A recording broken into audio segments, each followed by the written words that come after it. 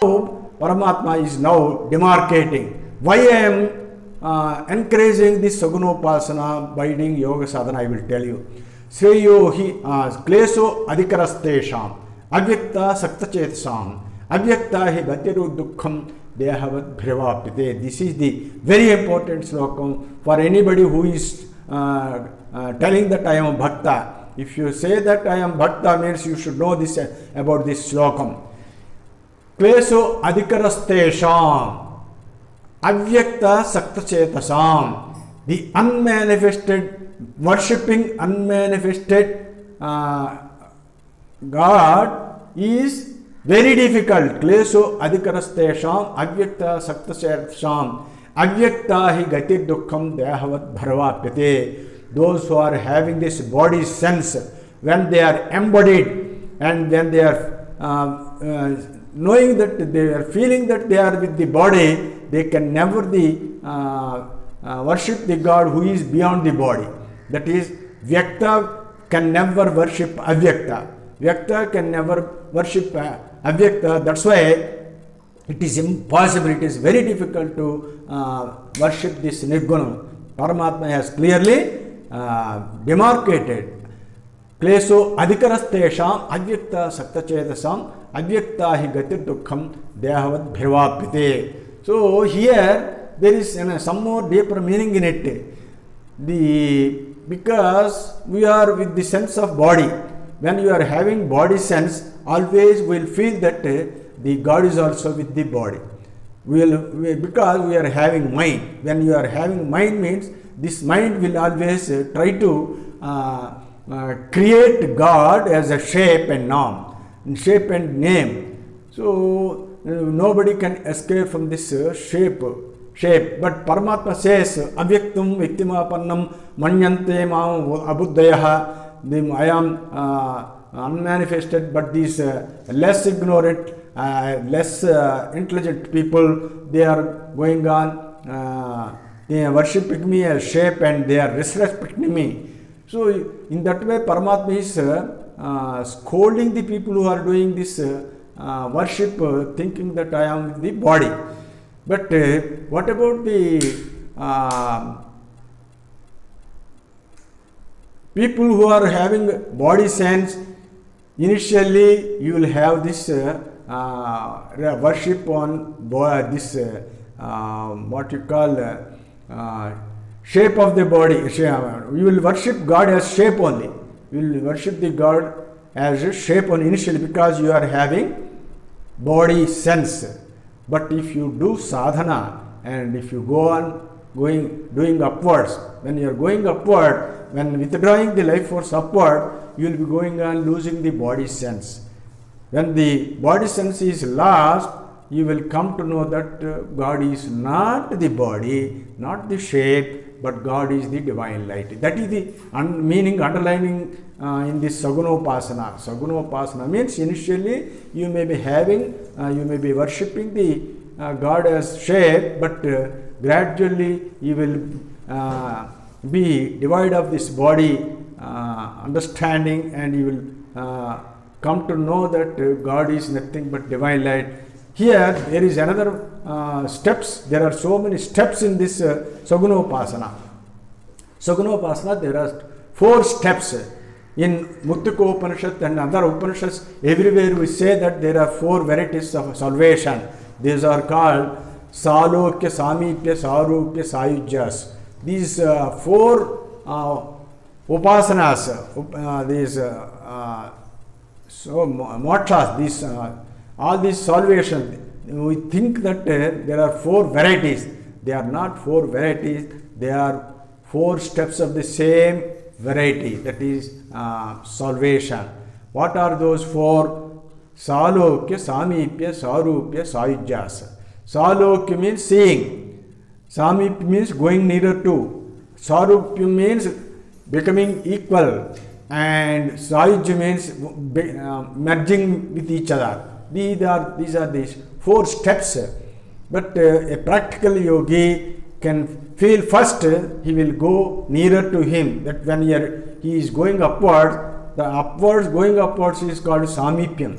When he is going nearer to the Brahmajam, he will see the divine light. Then seeing divine light is called Salokyam. First Samipyam, then Salokyam. After seeing divine light, he goes on increasing by this seeing this divine light much more than Samyak. Samyak Satam Param Purusham Upaiti Devam. In the 8th chapter, as Sri Krishna said, if you go on doing this sadhana, you will be going on seeing the divine light much more, and then you will come to a stage that whatever you see outside and whatever you see inside, they are equal, they are one and the same. That then you will come to that stage that Sarupyam, and ultimately you will become one with each other. That means one with each other means you will withdraw everything, whatever you have come outside, you will withdraw inside, and you will become what you are. That is the Sayujam.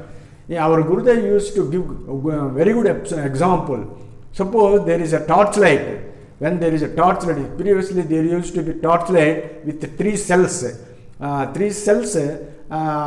torchlight, when it is with bulb, he used to remove the head of the torchlight and turn the head of the torchlight inside, and you will see that the bulb will be glowing.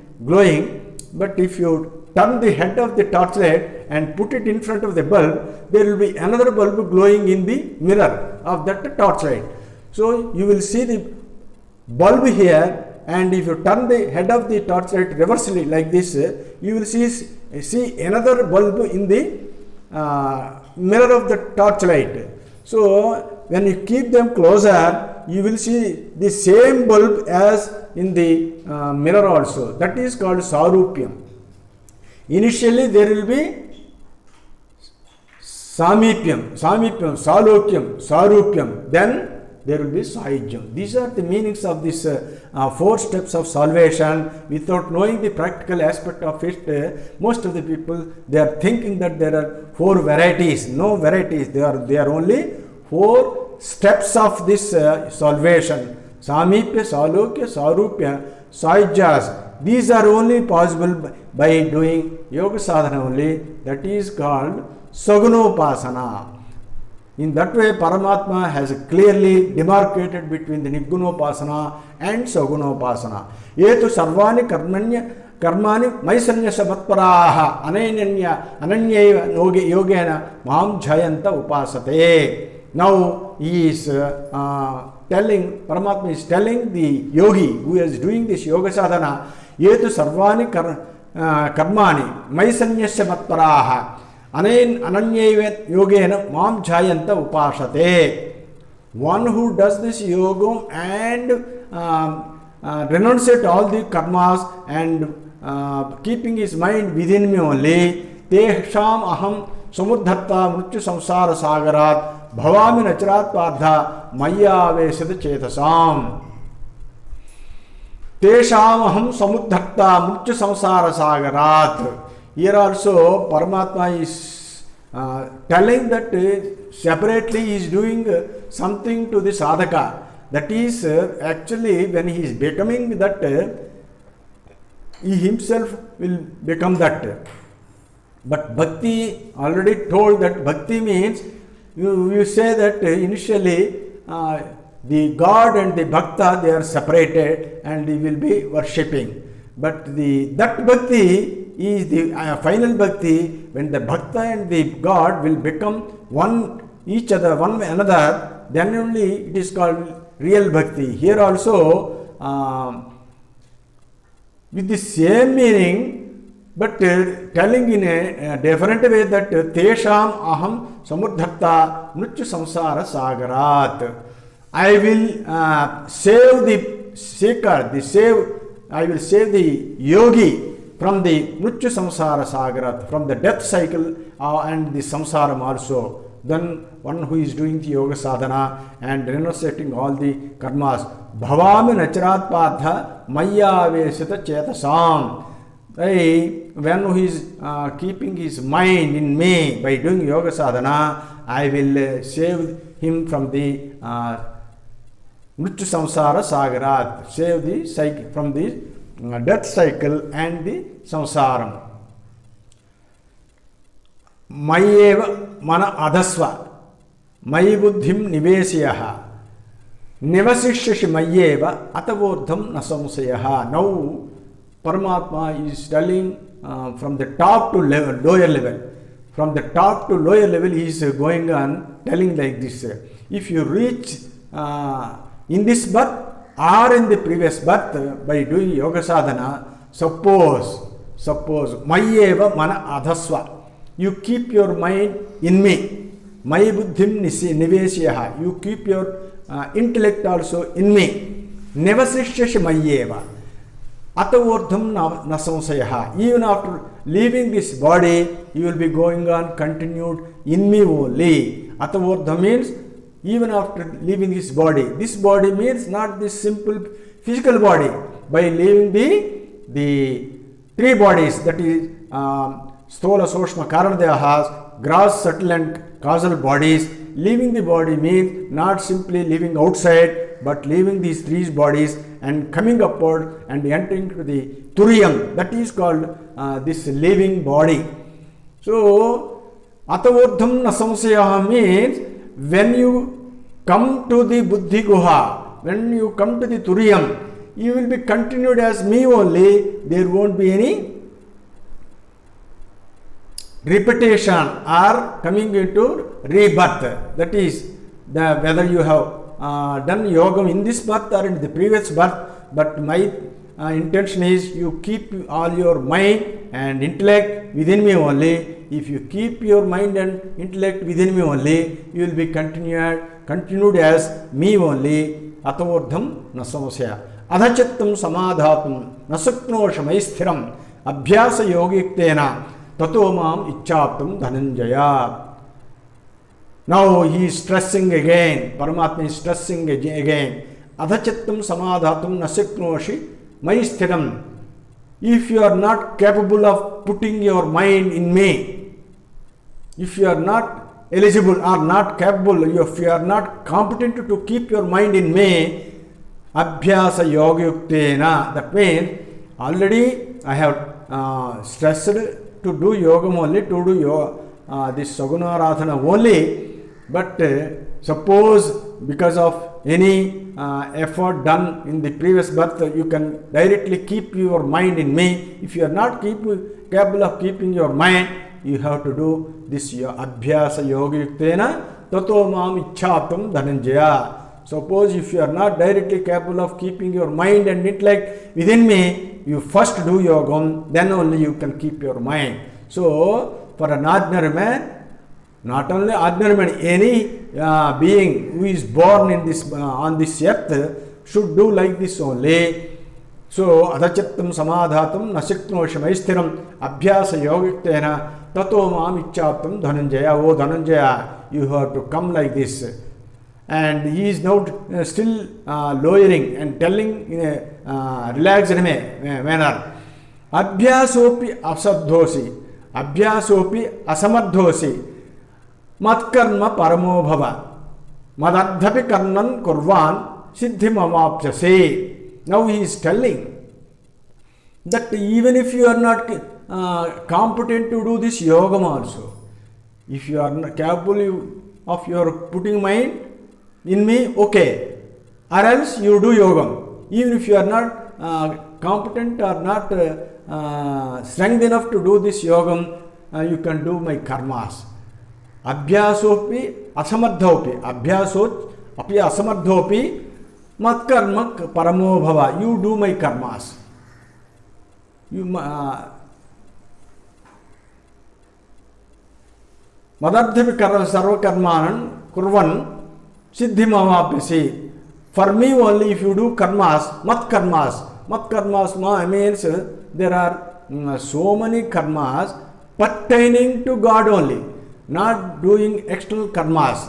The karmas are in Yoga Vasishtam and Yoga Sikopanishad. It says Machintanam, Matkadhanam, Anyonyam, Tatprabodhanam, Etadeka, Paratvancha, Jnanabhyasam, Vidur Buddha. All these abhyasas to gain knowledge, they are also matkarmas. Here, matkarma paramo bhava.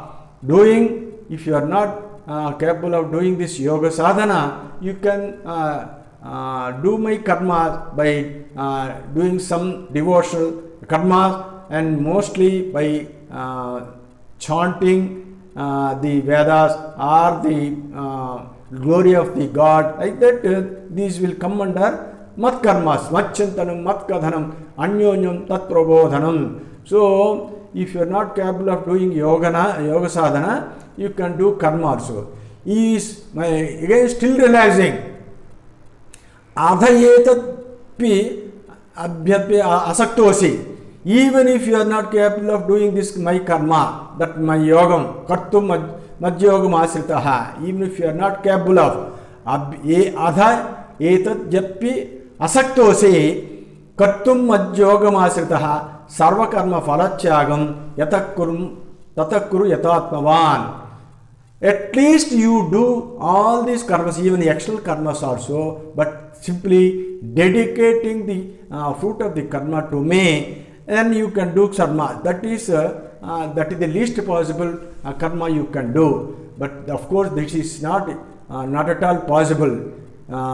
Dedicating fruit of the karma to God is not possible for an ordinary man. But Paramatma is trying to relax whatever the possible you do. Suppose there is a patient. If there is a patient, if he is not capable of taking this ordinary diet, because he is a patient, he got fever and other things, he is not able to take the ordinary diet, then the doctors advise to take some less easily digestible diet. That is, you see, ordinarily in English we give this patient the gru. The gru means the rice grains are grinded into bits, and if you pour some water and add some salt, that will come under gru. That is vapid java. We say that vapid java. A patient who cannot take the normal diet, he will be given this gru. That means because he is not able to digest the normal diet, he will be given gru. Like that, even if he is not able to drink this gru, some people will be given this ganji. Ganji, you know, the rice water, the boiled rice water they will be given. So like that, that doesn't mean that by giving gru and the rice water you will be survived. Just to survive, you will be given initially, but afterwards, mind you will have to come to the normal diet. Like that, Paramatma is relaxing. If you are not able to keep your mind, if you are not able to keep doing this yoga sadhana, and you can do my karmas and doing all these karmas actually also dedicating your fruit of the karmas to me. That is the way of he is relaxing just for survival, immediate survival. Now he is telling in a reverse way. Now strictly he is telling that Sreyo hi jnanam abhyasat jnanat jhanam vishishyate jhanat karmaphala tyagam tyaga shantiranantaram. Sreyo hi jnanam abhyas. This slokam is also very, very, very important in Bhagavad Gita. This also nobody is able to understand. Sreyo hi jnanam abhyasat. Abhyasa means practice. What practice? That is, say for example, this yoga sadhana only. Sreyo hi jnanam abhyasat. That means without knowledge about God, simply doing any sadhana, including yoga sadhana, is not better. Knowing about God is much better than doing sadhana. So first you have to know something about God. That is Atma Jnanam. That's why Paramatma in the 6th chapter used to say, Jnana Vijnana Truptatma Kotasto Vijitendriya. One should have both Jnanam and Vijnanam. First, he must have Jnanam and then Vijnanam. These two things will be available at the gurus. That's why you approach a guru. Jnana Vijnana Tadvidhi Pranipatena Pariprasena Sevaya Upadekshanta Te Jnanam Jnanina Tattadarsanaha. They will be having both theoretical knowledge and practical knowledge also. So prior to getting initiated, you must have some theoretical knowledge also. After getting initiated, you have to peep and you have to continue this theoretical knowledge also. Simultaneously, you will have to know both yogam and the shastra jnanam also. In this way, even in Upanishads also, it is there like this. Yoga jnana paro nityam sayogi na pranasate. One who has yogam and shastra jnanam, then only he will never be perished. And even in Yoga Sikopanishad also says, Yoga jnana paro nityam tasma jnanancha yogancha mumukshu drudamabhyaset. A person who is seeking salvation must have these two things. He should practice both jnanam and yogam thoroughly. Tasmat jnanancha yogancha mumukshu drudamabhyaset. One who seeks salvation, one who is seeker should always practice thoroughly both this yogam and jnanam also. With this knowledge only, with this meaning only, Paramatma now is stressing that Sreyohi jnanam abhyasat. Simply by practicing is knowing about God is much better than simply practicing without knowledge. Jnana jnanam vishishyate, and simply practical theoretical knowledge is also not sufficient. You have to do jnanam. Jnana means not simply jnana, not meditation. That is, after doing this yoga sadhana and knowing about shastra jnanam, then you will come to this jnana meditation. This is the third step. That doesn't mean that the first step is not excluded or the second step is not excluded. When you come to the state of dhyanam, you have to practice this yoga sadhana and the shastra jnanam. That's why Sreyohi jnanam abhyasa dhyanat dhyanam vishishyate dhyanat karmafalatyagam. That is the final state. That is final state of a yogi. That means after doing dhyanam, here dhyanam means there are so many meanings. But according to a yogi who is experiencing, he can understand that what is meant by jnanam. Jnanam is not a sadhana at all. Jnanam is not a sadhana at all. It is not an effort at all. But it is only a result. It is only an experience. In Skandopanishad says, Abheda Darsanam Jnanam, Dhyanam Nirvishya Manaha, Snanam Manomalachyagam, Saucham Indriya Nigraham. In Skandopanishad it says, Abheda Darsanam Jnanam. Jnanam means there is seeing nothing, no difference in everybody. There is no difference. Seeing everything is equal, that is called Jnanam. Dhyanam Nirvishya Manaha. Without having any material idea in the mind itself is Jnanam. So, before coming to this dhyana state, you have to do dharana. That is told in the Ashtanga Yogas of Patanjali Maharshi. So, actually, what all the people thinking that jnanam is not dhyanam, that is dharana. That is the concentration. When you do yogam, and we say that after doing yogam, we advocate to do meditation. That meditation is dharana. Dharana means you keep your eyes upwards and observe the respirations, and you leave the mind, let it go anywhere, but you observe the mind. So that is called dharana. After dharana, you will come to that state of dhyanam. In that state, that is only an experience. So here also, Paramatma that is saying that the sadhana is this scriptural knowledge is superior to sadhana, and the jnanam, that is including yogam and dharana and jnanam, they are superior to the lower things. And jnanat karmafalatyagam, even karmafalatyagam is much superior to jnanam. Why and how? This karmafalatyagam is not so easy. In the previous sloka, he himself said, at least you do sarva karma falatyagam. So that is, and he is in the previous sloka, he told in the least way. Now he is telling that it is in the superior way. Here, the superior way is practical aspect. That means, yukta karma phalam chaktva shantimapnot naishtakim ayukta kamakarena phale sakto nibajjate. In the fifth chapter, Paramatma says, yogi alone can discard this fruit of the action. Nobody can discard the fruit of the action, because yajyadhi kurute karma tat tat kamasya cheshtitam. Whatever the action you do, you will be having with some motive. Without motive, there is no action. Our Gurudev used to say, without motive, there is no action. When you are doing some action means there must be some motive. When there is motive, you will have the mind on the fruit of that action.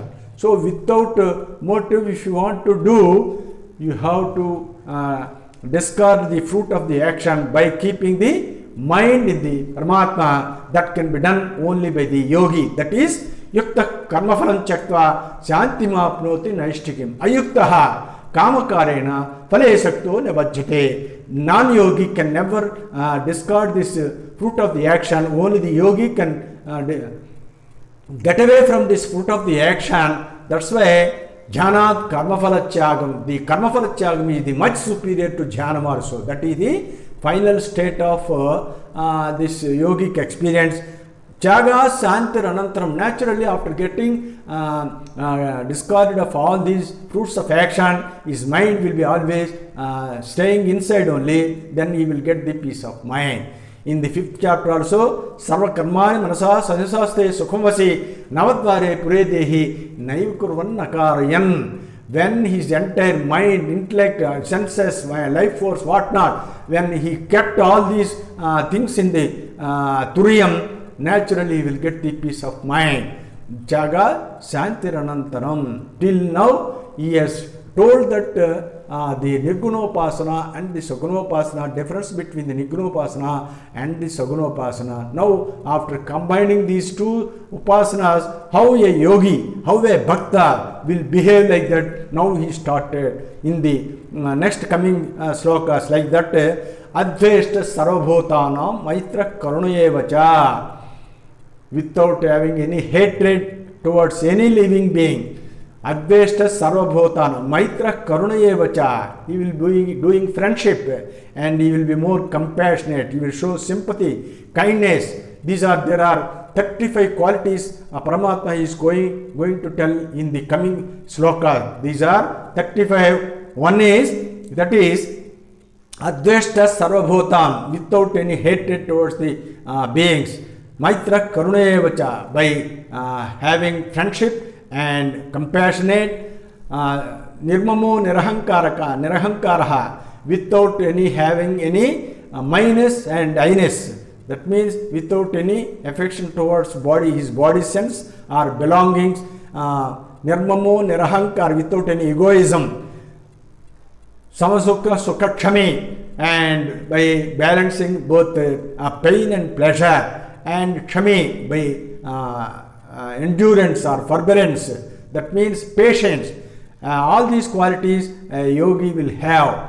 That means Adveshta sarvabhutanam maitra karunevacha nirmamo nirahankaraha samadukha sukakshami santusht satatam yogi yatatma dhrudhanishchayaha Mayyarpita manobuddhir madbhakta same priyaha. Now he is telling the qualities how the yogi will be having. How the yogi or the bhakta will be having all these qualities. Santushtam satatam yogi. He will be always content with what he will have. He will be content. He will never aspire for anything. Whatever God is given, what God has given, whatever it is available according to the previous karma, or whatever it is coming to about according to his prarabdham. So he will be content with santushtam satatam yogi, always. Yatatma dhrudhanishchayaha, and controlling over the mind. Dhrudhanishchayaha, he will be having firm decision. Whatever the action he is going to do, he will do with firm decision only. Santushtam satatam yogi, yatatma dhrudhanishchayaha. Mayyarpita manobuddhir yadbad bhakte same priyaha. After having all these qualities, not only that, he will keep his mind and intellect in me only. That person is dear to me. Mad bhakta same priyaha. In this way, Paramatma is expressing in 6 slokas that he is uttering Mad bhakta same priyaha. That means 6 times he is uttering that bhakta is dearer to me. He goes on telling like that.